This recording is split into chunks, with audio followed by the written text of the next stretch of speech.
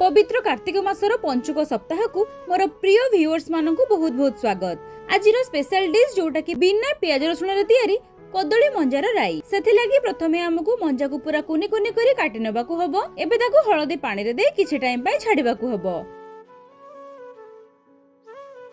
ताकू एमिति हाथ रे भलो कि चकटी नेबे ता द्वारा तार कसा अंशरा मरि जिवो। एबे एमे ताकू किछि टाइम एई हळदी पानी रे छाडिबा। आउ मध्य मु एठी किछि आलू को पूरा छोट छोट करी काटि नेइछि। एटा ऑप्शनल अछि, आपण चाहिले स्किप भी करि परिबे। एबे आमे मंजा राई बनेबा पई ग्राइंडिंग जार दबा गोटे बड़ चमच कळा सरिस, आधा चमच गोटा जीरा, आधा चमच पान मधुरी, कटा अदा आउ 5 रु 6 चमच नडिया करा। ए सबु को दुईटी सुखिला लंका आउ कटा बिलाती सह पूरा चिकनिया करी बाटे आनिबा।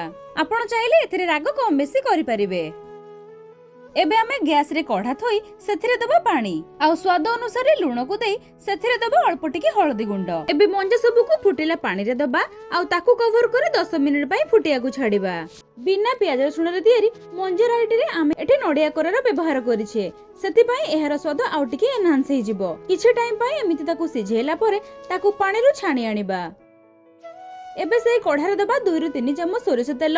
एबे तेल रे दबा किछि फुटण फुटी गला परे सेथिरे दबा भृसुंगा पत्र को।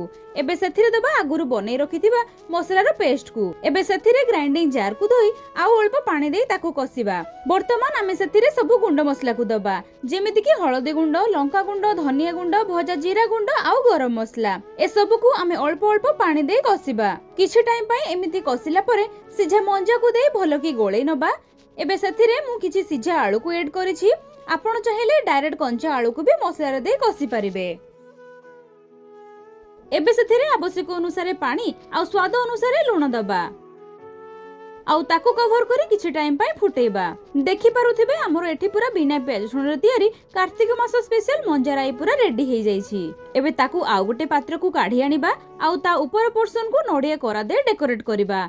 नडिया करार स्वाद तरकारी रे पूरा जबरदस्त आसीबो। नडिया को एथिरे स्किप करिबेनी। आशा करे आज रेसिपीटी आपण मानको मन को छुई थिबो। वीडियो भल लागिले लाइक शेयर सब्सक्राइब करी गोटे सुंदर कमेंट टिए करबा को जमारो भूलिबेनी। रहिली आमे पुणी देखाबा आ गोटे दमदार रेसिपी रे।